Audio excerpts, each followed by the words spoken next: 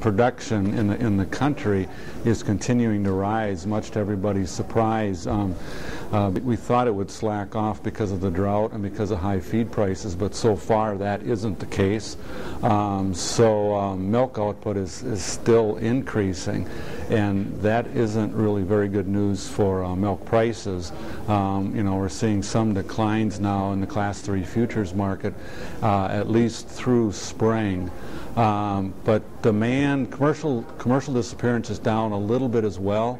But we think as the economy recovers now, we'll start seeing more cheese and milk and other dairy products leave grocery shelves, and that'll bode well too. So we think we'll start seeing an uptick in prices as we move into summer. I was just at the Dairy Forum in Orlando earlier this week, where there was a lot of discussion about the Farm Bill and when it might actually move.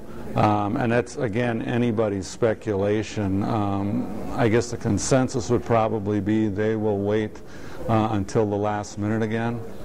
But at the same time, it will give the House of Representatives an opportunity, hopefully, to fully debate the Farm Bill and, in particular, dairy policy. There is quite a bit of consensus around dairy policy in regards of margin insurance. Everybody seems to be in agreement that that would be a good thing, but the current bill includes a market stabilization program as well, which in common parlance is supply management, and that's highly controversial. The National Milk Producers Federation, which has really been spearheading the Dairy Security Act, has been very much in favor of that, but there are producers, particularly here in the Midwest, that do not want to go down the route of supply management. So we'll see how that plays out. The other big thing is immigration reform. Dairy farmers have been screaming for reform for the last 10 years because it's really the lifeblood for these large dairies. And again, there seems to be a push now for immigration reform.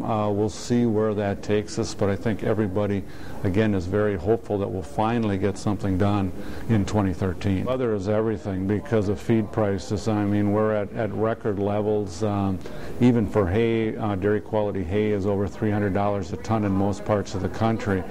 And for the most part, we haven't seen that kick in because we're seeing more milk coming out. Now, California has backed off. I mean, that's a real issue out there because they buy so much of their feed, and we're seeing cow numbers decline out there because of that reason. But here in the Midwest and the Northeast, people still have feed, but as they start to run out, I think that's going to become more and more of an issue as we get closer in the spring and before they can start harvesting green chop and hay, in May, June. So it's going to be a critical thing, and I'm sure Chip told you yesterday that soil moisture is critically short in the Midwest, and that has everybody very, very nervous. Hopefully we'll get a normal spring, we'll get some rain, and we'll get that replenished, but right now it's pretty concerning everybody's mind right now, and that's so critical. The other good thing, I guess, is because of the small beef cow herd, and a number of cattle on feed, cull cow dairy prices have been very strong, and so dairy producers have been able to cull their tail end cows out and get pretty good prices for them, bring in heifers, and so that's actually been helping them stabilize their incomes, and that's been positive. I know we'd like to see more cattle on feed, but right now it's helping the dairy guys out quite a bit.